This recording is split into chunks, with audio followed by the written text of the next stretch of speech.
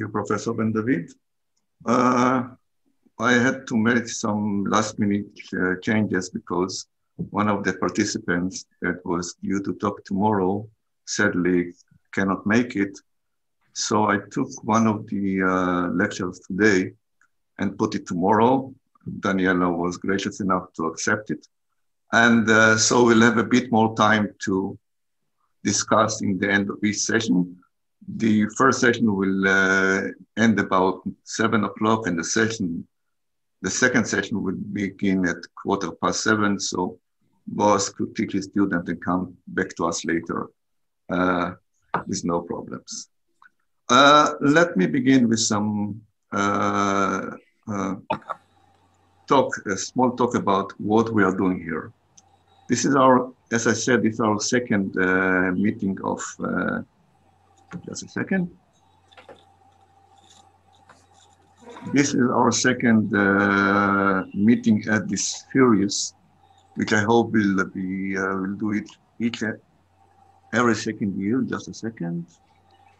Okay, now it's better. Okay. So I would like to begin with, why do we need this Ego Document workshop series anyway? And I'll give a kind of introduction. Until about 3 decades ago, personal testimonies, letters, diaries, oral and written memories were mistrusted as sources in historical scholarship because they were regarded as too subjective, too partisan, and too partial to have credibility. Despite some resistance, over the last 25 or so years, numerous historians have looked into personal stories to open and reopen lines of inquiry in new areas of research. Such sources, whether described as life writing, life history, documents of life, ego documents, or narrative sources, have undeniable, at least to my opinion, historical value. On the one hand, they serve as explanatory illustration of widely accepted historical facts, deepening, broadening, and consolidating a particular point of perspective. On the other hand, they have more profound generative value. They create new ideas. They open new fields for research. They bring new historical actors into the frame.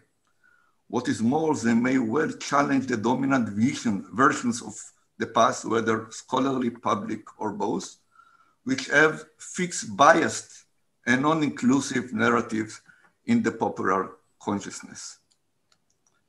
We can identify a shift to a historically focused on singular actors, people, persons.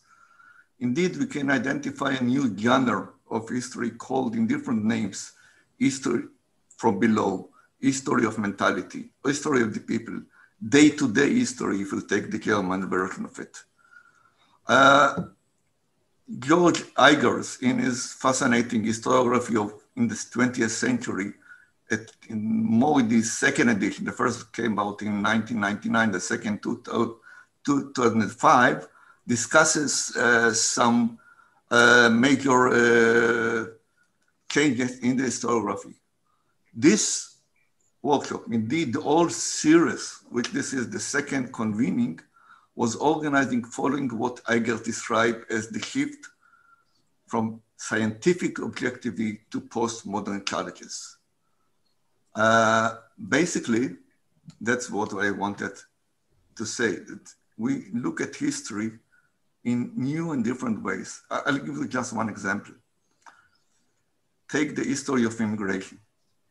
If you look at the historiography of the history of immigration, in the last 2 decades, it's less history of immigration, less why did it occur? Where did they go? It's more history of immigrants, because you tend to look, when you look from a point of view of the document, you go into deeper levels of understanding of what history is about. And that's what we do here.